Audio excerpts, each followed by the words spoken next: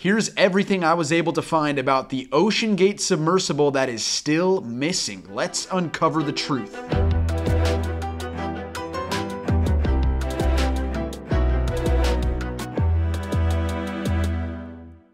Here's a pretty good video summary, quick one, as to what happened. So is it even possible that they'll find this lost Titanic submarine?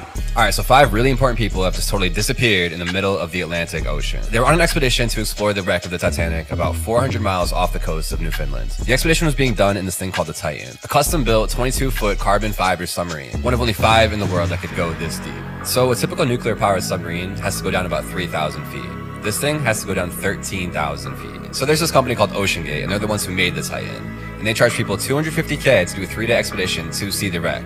Now this is all fun and profitable until... Authorities are searching for a missing submersible. So the submarine is gone, and there's a few things that could have happened. So how this works is the Titan is communicating with a ship above water the entire time to find the wreckage. And they literally do this through text messaging. In this case, about 2 hours after taking off, the Titan totally went dark and lost all communication. First scenario might be the scariest, where they're stuck 13,000 feet underwater. The deepest submarine rescue in history was 1,500 feet. This is 13,000. The second is that this thing wasn't as well built as we thought, and it literally just implodes. Also scary, but at least a lot quicker. The last and most hopeful scenario is that this thing is stuck above water somewhere. You actually can't open it from the inside, so they would still be stuck.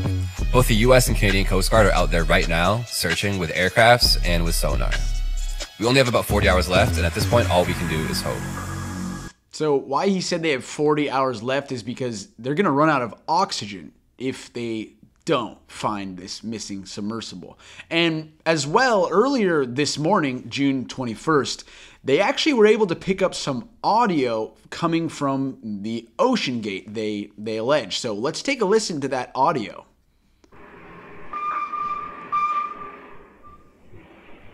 You hear that? That's banging. That's what they say is banging from inside.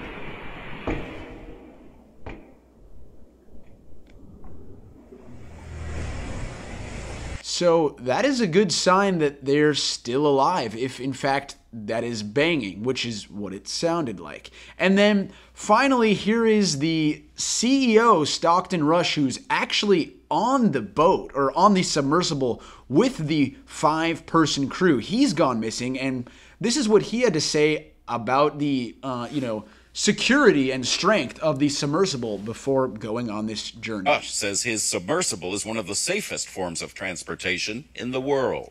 You believe the Cyclops 2 is pretty much invulnerable. By the time we're done testing it, I believe it's pretty much invulnerable. And that's pretty much what they said about the Titanic.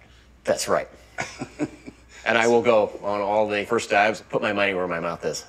Chip Reed, CBS News, New York.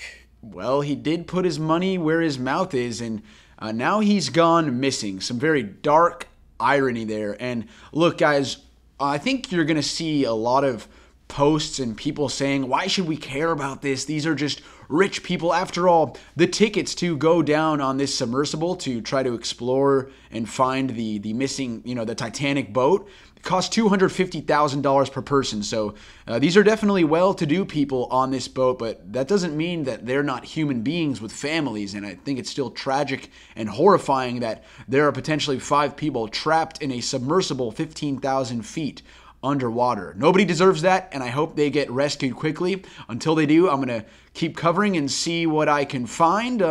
And wow, this is quite shocking. Yeah.